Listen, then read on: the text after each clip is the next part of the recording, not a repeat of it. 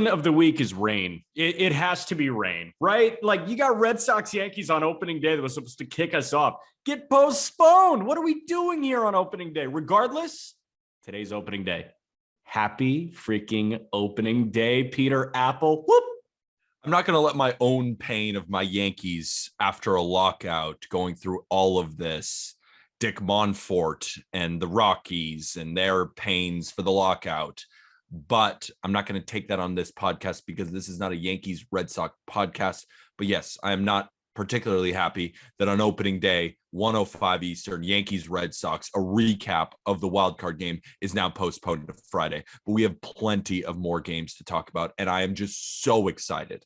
Okay, so I'm pro retractable roof. That is my baseline. If they're building a new ballpark from here on out, it's got to have a retractable roof. Agreed, because why would you not build it in? I mean, think about how much each gate makes a Major League Baseball team, right? So if you do a split gate doubleheader, you're doubling your ticket revenue, all that. You're, getting more concessions coming in as well. Like each time you bring fans to the ballpark, it's better for you. Obviously, they want to watch baseball outside if the weather permits. But if the weather's crappy, guess what? Not as many people come. So why don't you just control it? So where it's 70 or plus and sunny, you have, an outdoor ballpark. And then when it's 45 degrees and rainy in April or in late September, you can close it and you can play inside and you don't lose that revenue. I think retractable roofs are the thing, and they have to be the thing within like 15 years. The only problem is, what are they going to knock down Wrigley and build a retractable? Are they going to knock down Fenway? They're going to knock down all of these legendary ballparks. That's the thing with these ballparks is they've been built in the 1840s. Okay. So, yeah, that's the problem here. They weren't built in the 1840s. I will tell you that. They were not built in the 1840s, but they were built in when was Fenway built? Like 1900, I want to say. Yeah, exactly. Now, here's a fix. Have you seen the Simpsons movie? Yes. When they dropped the big glass dome over Springfield?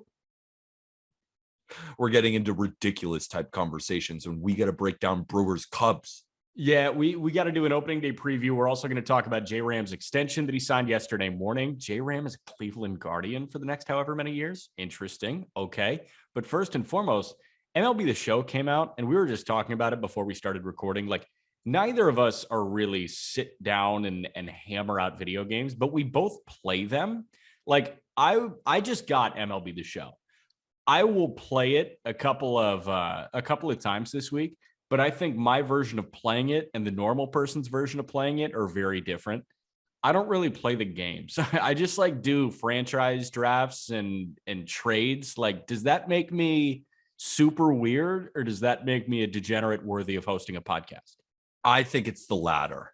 I jumped on Twitch for our giveaway with Intense, and we gave away the gaming desk thanks to Intense for reaching 100,000 followers on TikTok. So I jumped on MLB The Show, and I was just playing during the stream. And I started in the rookie ball, like Babe Ruth is throwing 91 to Shohei Ohtani, kind of like training how to hit. And I've played the game before. I've been a Twitch streamer technically for all of last. I can't hit the ball, Jack. I cannot hit the ball. I tried Robert Flores' crab method when he was on the show. He talked to us about the crab method in MLB The Show to use two hands on the little analog stick. I can't do it. I can't hit the ball. Video games have always been my kryptonite. I'd like to say that I'm pretty good at a decent amount of things, but video games is certainly not one of them. So now, are you going to be better at it in 2 weeks? Because I know with some people, some games are just isn't it each time a different NBA 2K comes out, it gets harder to shoot and you have to adjust to the shooting meter and all that stuff?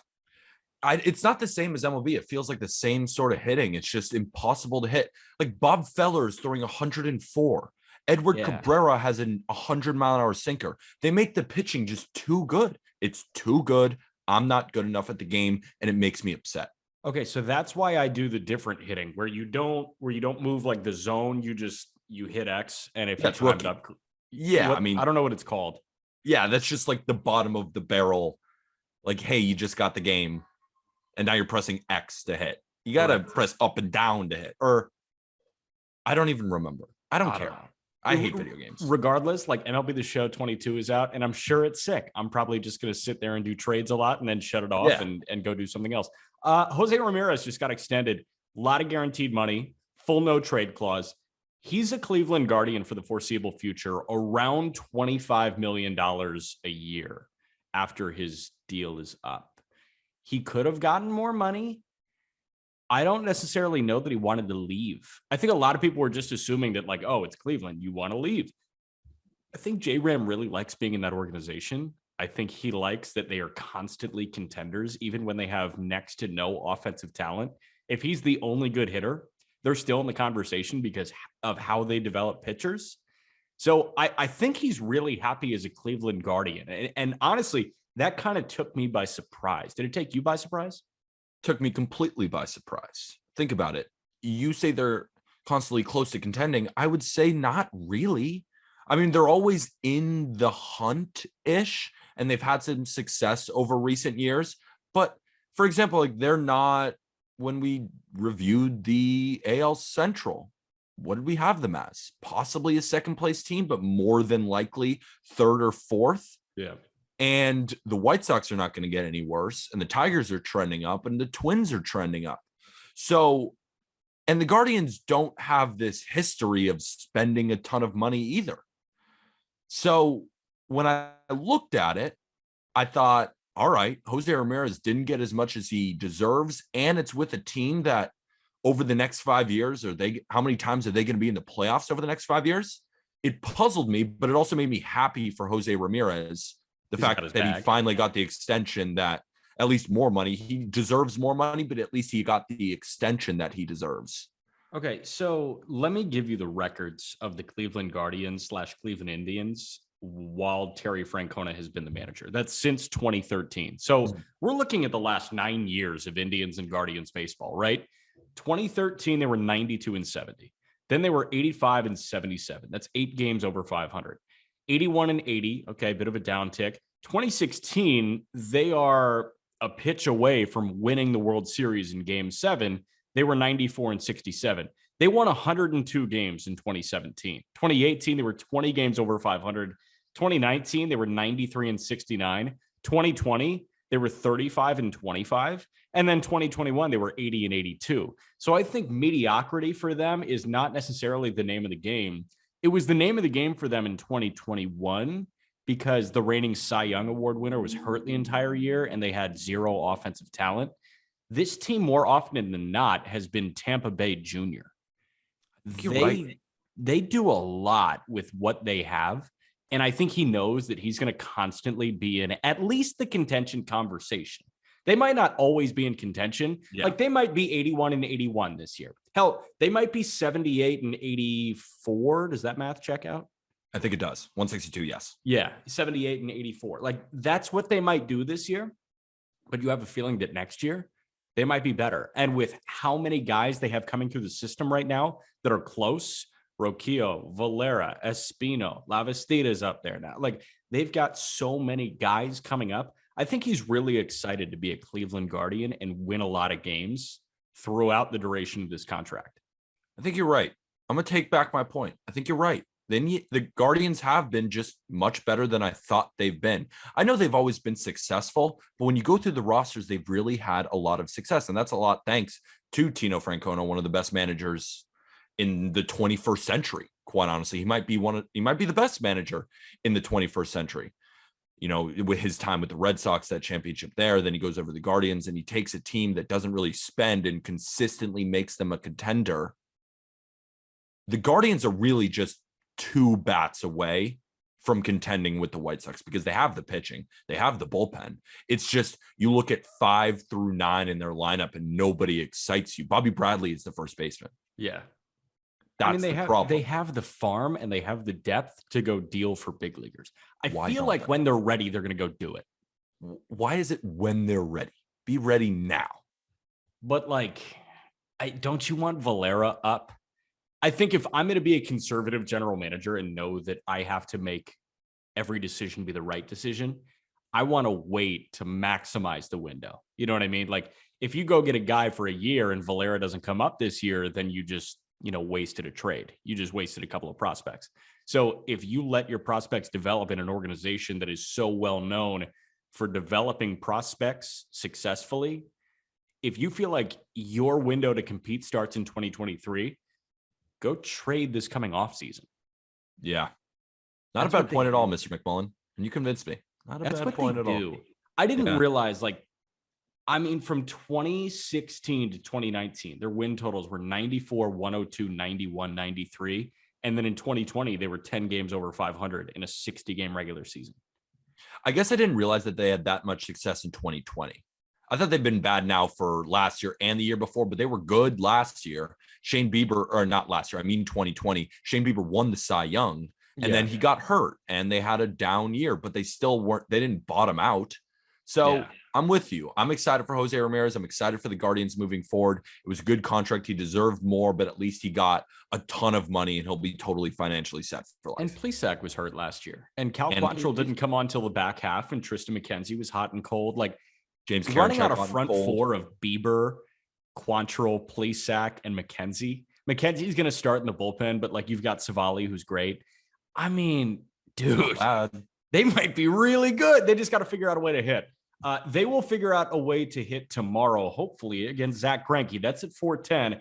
We get started, though, with Brewers, Cubs at Wrigley Field, Corbin Burnes, Kyle Hendricks. That was supposed to be game 2 of the 2022 baseball regular season. It is now game 1 with Red Sox Yankees postponed to Friday.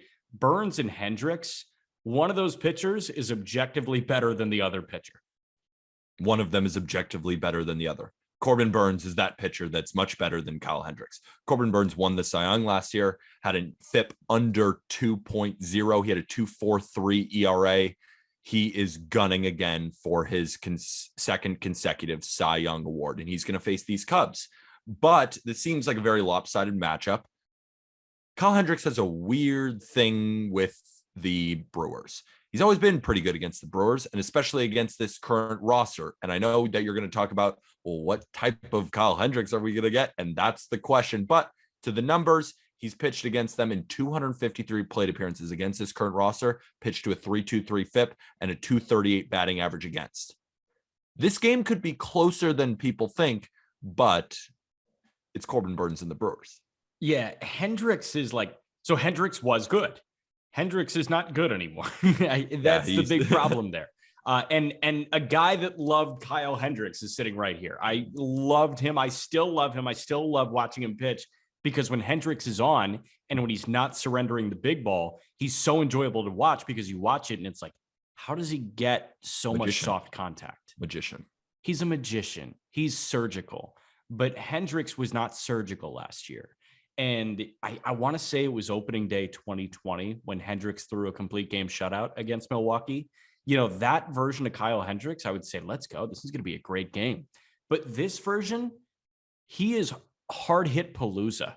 It's ridiculous how many guys are just screaming liners through the infield. Why is he starting and not Marcus Stroman? Do you know? Because he's been a Cub for a long time, and he's been a successful Cub for a long time. The opening day nod is more symbolic. It really only matters first time through. Yeah, you're kind of right there too. Kyle Hendricks, I do think he could put up a deceptively good game against the Brewers. I hope so. But when we were looking at the betting lines for tomorrow, this is a line that scares me almost too much to take it. What do you think the over-under is for the game tomorrow? 8.5. It's 10.5. Oh, wow. Doesn't that make you want to just say, let's go under, let's go under, let's go under? Yeah, but if Hendricks isn't on. Yeah. But even in a Corbin Burnes start, the Brewers are minus 170 in this game. In other games where there's a lopsided pitching matchup and a lopsided team versus another team, they're around minus 220, minus 245 even. For example, in that Braves game, the Braves are minus 245 against the Reds, and that's Max Fried versus Tyler Mahle. Why are the Brewers almost minus 170 and the over-under is 10.5? That line scares me too much to even consider it. Weirdly. High of 45 degrees, 40% chance of rain. Yeah. I want to know which direction the wind's blowing. That's my big thing. Colby and I talked about that on our episode of Not Gambling Advice. We gave our best bets, and that's exactly what we talked about. Where is the wind blowing? Because when the wind's blowing, that's going to be a 15-run game. Could be. But if it's not, if it's blowing in, It's going to be a 4-run game. we'll see. It's going to be cold. It's going to be cold. We'll see what It's going to be a Hendricks good game. does. Hendricks noted good cold weather pitcher. 405. This is the most under. I don't want to say that because there's one guy on here that's an opening day starter that is not good whatsoever. But 405, probably the worst combined underwhelming opening day tandem of starters. Mets Nats in DC is Tyler McGill and Patrick Corbin. Are you going to watch this game? Well, no, because I think it's at the same time as the next game we're going to talk about where two of my favorite bets are. And I'll have it on. Like, I always have multiple games on at a time, but it's not going to be the game I'm focusing on. Because what? Do I want to watch Patrick Corbin and his ineptitude give up 5 runs to the Mets, and they're throwing Tyler McGill, who's the most vanilla pitcher in the league. And he's going to walk Juan Soto, but then get everybody else to ground out to second. Exactly. Juan Soto is going to go 1 for 1 with a double and 3 walks. Nelson Cruz is going to go 1 for 4 with 2 Ks and a homer. Josh Bell is going to get a hit. And the Mets are going to win 5-2 because Pete Alonso will hit his first home run of the year off Patrick Corbin. And we're going to get the most medium opening day game when we could have gotten Jacob deGrom versus, this was probably never going to happen, but in the perfect world, we get Jacob deGrom versus a healthy Steven Strasburg. But yet we get Patrick Corbin versus Tyler McGill. I like that you said the most medium game instead of the most mid game. Medium. It's okay to say mid. Mid is so negative. It's got such a negative connotation.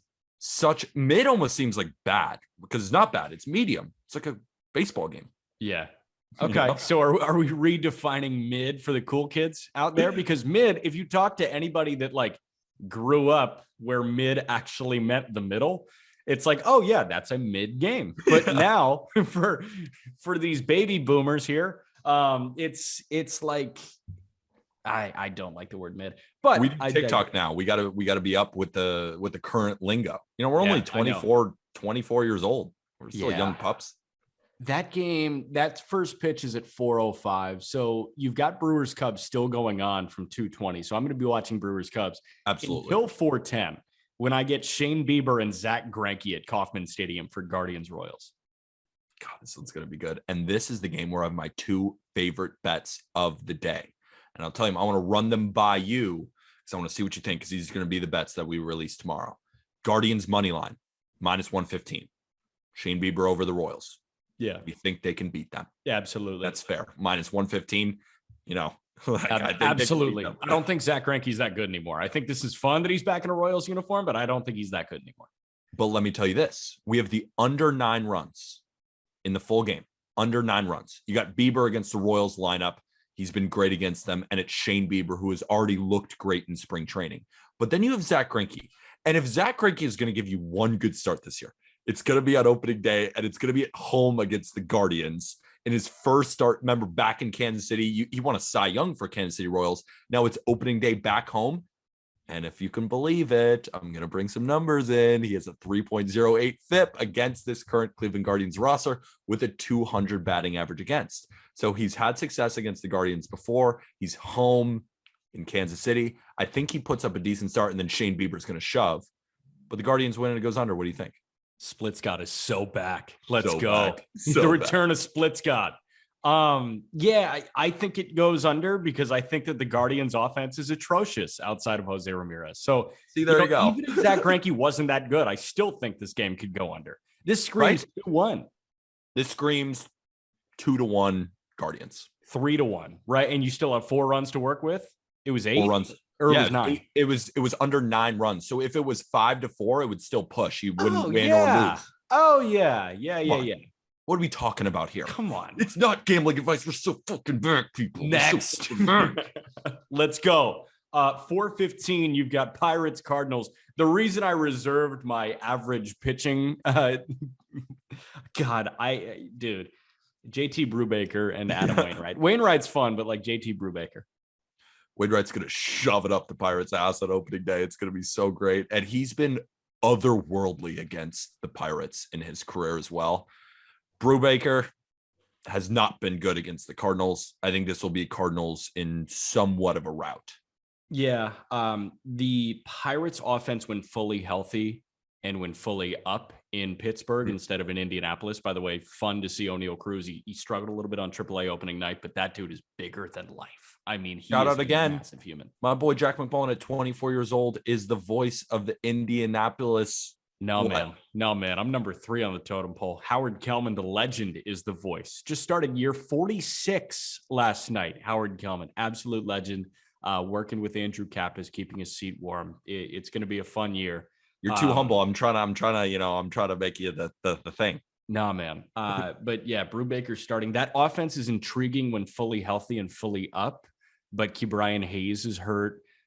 You've got some other injuries there. I think Greg Allen is badly hurt. I think it might be a 60-day IL thing going on with Greg Allen right now, which sucks because I think Greg Allen deserves an everyday shot in Major League Baseball, at least a platoon shot in Major League Baseball. But yeah, the Pirates are a little banged up right now, and the Cardinals, they're going to ride this Waino, Pujols, Yachty voodoo magic, especially because all 3 of them are going to be suited up on opening day at Busch Stadium. This makes a ton of sense. Tyler O'Neill's going 430 into the left field, not bleachers in Busch Stadium. What is it on the left side? I don't know why I'm trying to think. It's obviously not bleachers. What is is there something? Is it called something in the left field at Busch Stadium in St. Louis? Big Mac Land. Big Mac Land. I was like, I knew it was something weird that it's something Big over Mac there. Land. He's going to hit one into Big Mac Land at Busch Stadium. Tyler O'Neill. Why not, man? You've got Reds Braves happening at 8:08 Eastern. I think this game is on ESPN too. I think this is the nationally televised game of the night. This is a good one, man. Tyler Mahle and Max Fried. Mahle on the road. We know how good Mahle is on the road. And the Braves are going to get their rings, I want to say. Braves are going to get their rings. This is another one of my best bets. Jack, let me throw it over to you. Under 8.5 runs. Let me tell you why. What do we know about Tyler Mahle? You said it yourself. He's good on the road. Better on the road. And he is on the road in Atlanta. What do we know that the Reds couldn't hit last year? Lefties. Max Fried is a pretty good lefty, if I might say so myself. He could even win the Cy Young. He's that good of a lefty. How about the fact that the only hitter in the Reds lineup last year, besides Jonathan India, that could really hit left-handed pitching, is Nick Castellanos, who's now a Philly. And you have a Max Fried that has been great against these Reds in his career so far, pitched to a 2.21 FIP. But Mahle, is it Mahle or Molly? We have to get Mahle. This right. Tyler Mahle. One lone bad start against the Braves. Do you think it was at home or do you think it was on the road? It was at home. It was of course it was at home. And over 46 plate appearances, he's pitched to a 3.11 FIP against this current Braves roster. This will be a struggle for runs. It's going to be a great game. I think the Braves end up winning, but I think you'll find a 4-2 type game with the Braves winning, but it going under the total of 8.5. Yeah. So this is going to be tough. The Reds offense is uninspiring now because you have no Castellanos, you have no Winker, you have no Eugenio Suarez, and Eugenio Suarez was not inspiring last year, but he still provided the possibility of a solo home run whenever he came up. Now who is it besides India? Isn't Barrero hurt right now? Tyler Stevenson is a guy who can hit some home runs. Okay. I mean, of course, Joey Votto can bang with the best one, but if we're talking like lefty matchup. Yeah, exactly. So it's like Tyler Stevenson and Jonathan India. And then also on the Braves side, no Ronald Acuna to start the year. No Acuna to start the year. Albies is going to be a left-handed hitter tomorrow. They have Matt Olson, but then again, no Freddie Freeman to beat up on a righty, but they do have Matt Olson, so he's going to rake. Yeah, but no Olson, I can see Olson, I can see this being a 4-1 game, and Olson hits a 3-run bomb in the 7th. Easily. This is going to be a 1-1 tied game into the 6th, and Matt Olson is going to say, hello, Braves. Welcome to the best replacement that you could have besides Vladimir Guerrero Jr. Right. I know you guys are pissed. Listen, I totally get that you guys are pissed that Freddie Freeman's not here anymore, but I might be better. And I'm a homegrown kid who's on a team-friendly contract that's not going to Don't be mean to me. And I'm 27 years old and might be better than Freddie this year. I hit 39 bombs in the worst ballpark on planet Earth last year. And I'm not like a bad guy in the clubhouse either. I'm just coming in. Hey guys, what's going on? We want Freddie. Yeah. It's like, You're well, not I'm Freddie. like almost as good, like maybe better. No. Just give me like a week. Come on. Give me a week. But we will give Braves fans credit. They lost their forever guy. They lost their Derek Jeter. Yeah. And Freddie doesn't debut until tomorrow, which we'll get to tomorrow. But best game of the night is at 9:38. Houston in Anaheim, Ohtani and Framber Valdez. This is going to be a blast. This is going to be an absolute blast. We get Ohtani, who's had some success against the Angels or against the Astros, excuse me. And Framber has been great against the Angels. And I'm so excited to see Trout and Rendon, the right-handed batters, going up against Framber, ground ball guy. They're going to want to put the ball in the air. This is just going to be a great battle. The Astros bullpen is still good. The Angels bullpen is revamped. This is going to be the closest thing to Babe Ruth against the best offensive last year. I cannot wait for 9:38 tonight. Dude, when I tell you I'm so excited to see Mike Trout take a knee-high fastball and golf it to left center. Golf it. Dude, golf it. That's what he does. That is the most aesthetically pleasing thing in baseball still. Mike Trout going down to get a low pitch and pumping it out to left center field. Devers did that in spring training, and like he's getting up there of the golfers. Yeah. Like the low pitch with the lefty swing that he just flicks out. That's just like launch angle is just 90 degrees because it's straight up in the air. You know who's going to do that all the time when they come up is O'Neal Cruz. Cruz is going to do that constantly. Vladdy does it all the time already. But Trout, I mean, there's something about like how mechanically sound the swing still is when he goes and gets a knee-high fastball. Now, if he has to sell out for a shin-high fastball, which he doesn't do, he can probably go do that and it looks different. But when Framber is trying to, dial it in, start the fastball mid-thigh and let it just run down to knee level, I mean, Trout's going to take one of those for a ride. Is Mike Trout still your number one player going into 2022? Have you switched to Soto? I think it's Soto. Because I'm Soto's been healthy and Trout hasn't been healthy. I agree. My only thing is with Trout is that before he went down with the injury, he was leading the league in batting average. He was leading the league. He had an 1,100 OPS. Yeah, he had 8 home runs that led the league too. So I feel like if Mike Trout has another season where he misses most of the season due to the calf injury last year or something else this year, I'm ready to have that conversation. But I can't. It's Mike Trout. If he was back, like if he had a Rendon type injury-ish season where his production just fell off the cliff and we're like, oh no, what's to come? But everything was amazing until the injury. So I'm like, it's still Mike Trout for me. Trout is LeBron. When they're on the floor, there's no stopping them. Lakers missed the playoffs, though. It's kind of hilarious. I know, but LeBron has 2 50-point games. You know what? Like LeBron, he's either not playing or he's on the floor and being amazing. Trout is Kevin Durant. Because when KD's on the floor, I mean, he's the best scorer in the league. And it's like, oh my God, if only Brooklyn had a healthy Kevin Durant all the time. That's the conversation we have with Trout, right? He's not on the field. When he's on the field, he's going 3 for 4 with a homer. And it's like, oh my God, what if Anaheim had a healthy Trout all the time? DeGrom's the same thing with the Mets. And then we'll have the conversation with Corbin Burns if he does it again. Yeah, I'm going to reverse it on you. If DeGrom is out pretty much the entirety of the year, if he comes back, re-aggravates something, and Burns or Bieber or Cole has a transcendent year, is Jacob DeGrom the best pitcher in baseball to start 2023? He can't be. He can't be. You can't rely on him. He can't be. He can be the most talented starting pitcher still. We're not going to take that away from him probably until he retires. Yeah. But the best, like if Corbin Burns wins the second Cy Young, that's a 2020 where he was elite. 2021, he was the best pitcher in baseball. And if he wins another Cy Young, or at least is right there, let's say Shane Bieber has a great year and Cole has a great year, but Burns has an amazing year. I'm going with Burns. What if Bueller has an amazing year? He could have an amazing year. It's open. The race is open right now, and I'm excited. It's wide open right now. When the top dog goes down with injury, I mean, it's everybody's storming the castle trying to take the crown. Last one, the nightcap. First pitch is at 9:40. Yu Darvish in Arizona against Madison Bumgarner. Bumgarner's not good anymore. Arizona sucks. I'm really curious to see Darvish. So curious to see Darvish. He's the number one pitcher that I'm going to be watching the closest because Darvish is so unbelievable in terms of a talent perspective. He throws 7 pitches, sometimes 8. He throws in the mid to high 90s. All of his pitches have incredible movement, and you can't read it out of the hand. The only person who can beat you, Darvish, is you, Darvish. And we saw that with the sticky stuff. We've seen that through the injuries.